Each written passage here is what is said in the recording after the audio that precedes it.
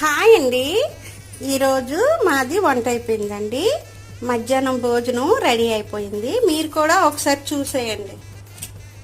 ఇగోటండి, ఇది సాదా బిర్యానీ, ఇది చికెన్ బిర్యానీ అండి. చికెన్ బిర్యానీ చేసాము. ఇక వేడివేడిగా అన్నం వండేసాము. ఇది రసం అండి, రసం చేసాము.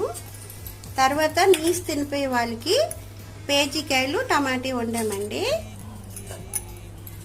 ఇక చికెన్ కూర చేసాము. తర్వాత గారెలు చికెన్లో ముంచుకుంటే చాలా బాగుంటాయి. ఇవి గుడ్లండి, గుడ్లు వేపాను.